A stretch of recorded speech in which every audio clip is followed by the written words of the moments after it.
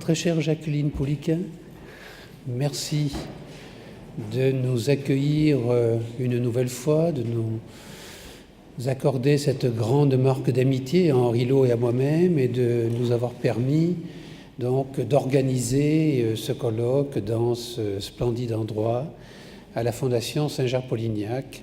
Et évidemment, merci également à tous les collaborateurs de cette institution qui nous ont aidés à préparer ce colloque et qui vont nous accueillir tout à l'heure, donc au moment du déjeuner. Alors Henri Lot m'a chargé de la mission de présentation de la journée.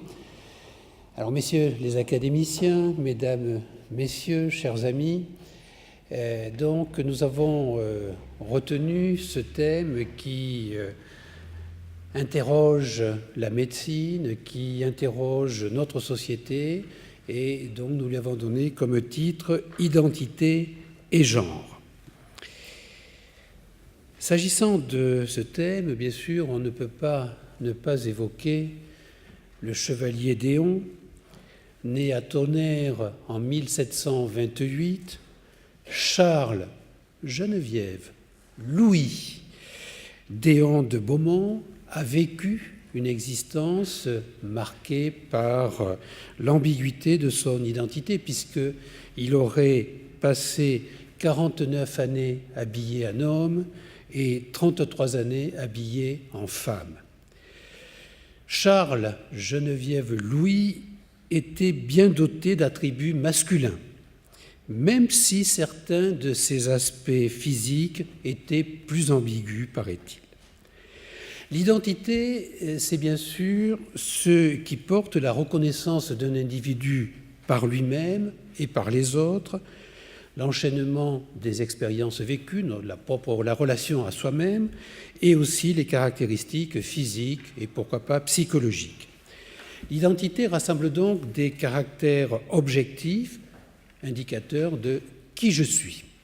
Mais à côté de cette identité qu'on peut dire objective, peut se manifester ou se manifeste une identité plus subjective, c'est-à-dire ce que je veux être, la manière dont je veux me comporter. Et un point de vue généralement admis est que l'essence masculine et l'essence féminine confondent naturellement sexe et genre. Mais un autre point de vue est de soutenir que, contrairement à l'identité, le genre serait arbitraire et d'origine culturelle. Alors, bien sûr, le sens commun ne manque pas d'observer telle petite fille dont on dit volontiers qu'elle est un garçon manqué, ou tel petit garçon dont on dit qu'il est bien efféminé. Et de tout temps, endocrinologues, généticiens, pédiatres, psychiatres et autres médecins ont connu des personnes porteuses d'un trouble de l'identité.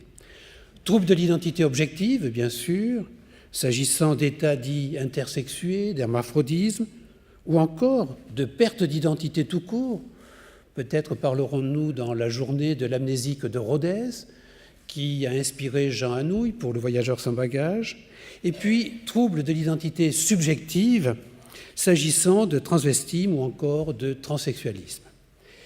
Les progrès de l'endocrinologie, de la chirurgie facilitent aujourd'hui des demandes de changement de l'identité, changement anatomique qui précèdent dans bien des cas des demandes de changement d'état civil. La dissonance entre identité objective, marquée par la réalité chromosomique et anatomique d'une part, et identité subjective, marquée par des comportements et des aspirations opposés, peut-elle exister sans une plus ou moins profonde souffrance? Nous faisons nôtre la position affirmée par nos maîtres Jean Delay et Pierre de Nicquer dans un texte dédié à la question du transsexualisme dans l'encéphale il y a plus d'un demi-siècle, puisque c'était en 1956. Delay et de Nicquer soulignaient tout d'abord l'ardente obligation du médecin de venir en aide à cette souffrance. Il soulignait aussi les risques à satisfaire une demande de changement d'identité.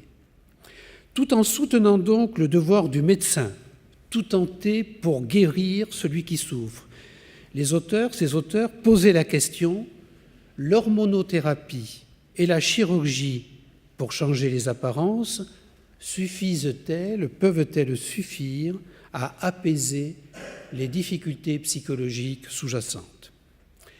Un demi-siècle plus tard, thérapeutiques hormonales et chirurgicales n'ont pas fondamentalement changé. L'homosexualité ne figure plus dans la liste des maladies mentales. Le regard de la société a considérablement changé, nous contraignant, nous médecins, à évoluer.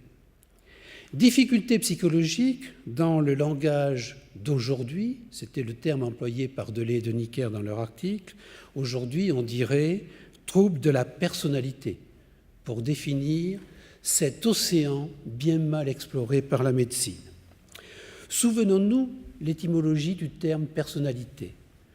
Persona, le masque du théâtre antique grec, interface entre l'acteur, son rôle, son public, et grâce au masque, le public pouvait prédire l'action du comédien.